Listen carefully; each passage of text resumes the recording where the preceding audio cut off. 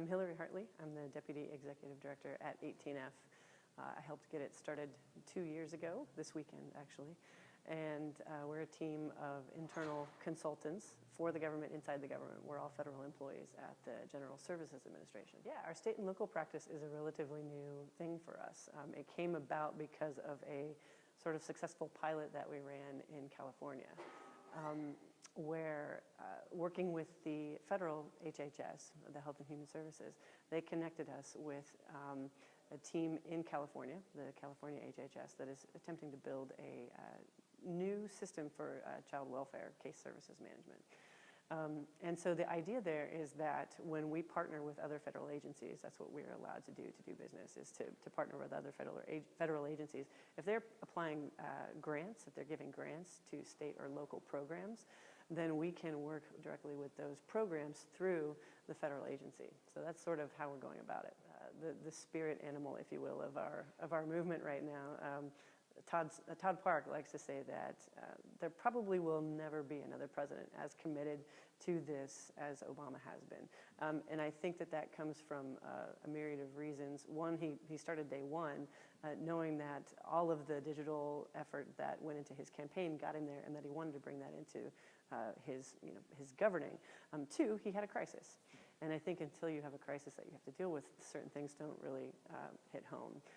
So hopefully the next president won't have a crisis, but there is certainly opportunity that might happen. But for our purposes, the genie is out of the bottle. There's no going back. Digital government is here to stay. It is what people expect. They want to be able to get their visa as easily as they can buy a book from Amazon.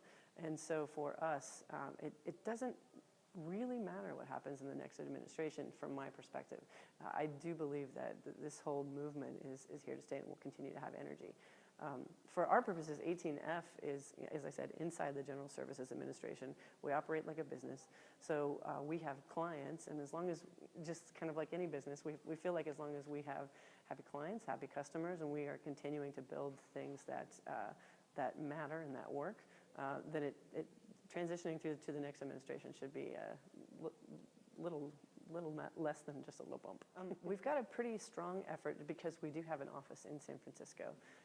So there are a few of us that are specifically trying to reach out both to VCs and to like emerging technology companies that we see happening. And a lot of that happens in Silicon Valley, but it also happens in Silicon Prairie and Silicon Alley. And so we're not necessarily focused on Silicon Valley as much as we are in like one of my colleagues, Andrew, likes to say, just sort of widening the aperture of folks that are interested in doing business with the government.